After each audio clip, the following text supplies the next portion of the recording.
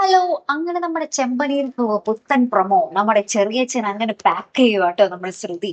നമ്മുടെ ശ്രുതി ഭയങ്കരമായിട്ട് ഭീഷണിപ്പെടുത്തുന്നു. "നിങ്ങൾ മര്യാദയ്ക്ക് ഇവിടുന്ന് പൊയ്ക്കോളൂ" എന്ന് പറയുന്നുണ്ട്.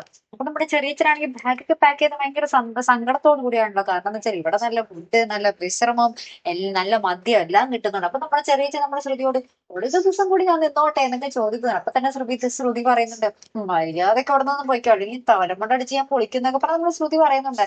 ലാസ്റ്റ് നമ്മുടെ ചെറിയച്ഛനെ എല്ലാവരും കൂടി ഇങ്ങനെ യാത്ര അയച്ചു വിടുവാട്ടോ. അപ്പൊ നമ്മുടെ ചച്ചു പറയുന്നുണ്ട്, അയാള് കുറച്ച് ദിവസം കൂടി ഇവിടെ വേണ്ടതാർന്നു എന്ന് പറയുമ്പോൾ നമ്മുടെ ശ്രുതി ചോദിക്കുന്നുണ്ട്, അതെന്തിനാണോ നിനക്ക് ഇത്ര വിഷമം എന്ന് പറയുമ്പോൾ നമ്മുടെ സച്ചി പറയുന്നുണ്ട്, അപ്പൊ പലതും ഞാൻ കള്ളങ്ങൾ പൊളിച്ചടക്കിയാണ് എന്ന് നമ്മുടെ സച്ചി പറയുകയും നമ്മുടെ ശ്രുതി അതൊക്കെ കേട്ട് ഇങ്ങനെ പേടിച്ച് നിൽക്കുന്നുണ്ട്.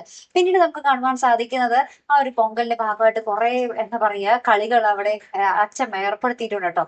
അപ്പൊ നമ്മുടെ ചന്ദ്രമതി നമ്മുടെ ശ്രീകാന്തിനെയും ഭാര്യയെയും നമ്മുടെ ശ്രുതിയൊക്കെ വിളിച്ചിട്ട് പറയുന്നുണ്ട്, ഇതിലൊക്കെ നിങ്ങൾ ജയിക്കണം, ആ സച്ചിയും രേവതയും ജയിക്കാൻ വഴി കൊടുക്കരുത് എന്നൊക്കെ പറയുന്നുണ്ട്. അപ്പുറത്ത് നമ്മുടെ രേവതി സച്ചിയോട് പറയുന്നുണ്ട്, എനിക്കിതിൽ ആര് ജയിച്ചാലും കുഴപ്പമില്ല സച്ചിയേട്ടാ, ആര് ജയിച്ചാലും എനിക്ക് സന്തോഷം തന്നെയാണ് എന്ന് നമ്മുടെ രേവതി ഇപ്പുറത്ത് പറയുന്നുണ്ട്. അത് നമ്മുടെ അച്ഛമ്മ കേൾക്കുന്നുണ്ട് കേട്ടോ. അപ്പൊ അച്ഛമ്മയ്ക്ക് ഭയങ്കര സന്തോഷം, രേവതി അത്രയും നല്ല മരുമകൾ തന്നെയാണല്ലോ എന്ന് നമ്മുടെ അച്ഛമ്മയ്ക്ക് മുന്നിൽ വീണ്ടും വീണ്ടും തെളിഞ്ഞു തെളിഞ്ഞു വരികയാണ് അല്ലെ. അപ്പൊ എന്തായാലും നമുക്ക് കാത്തിരുന്ന് കാണാം അല്ലെ.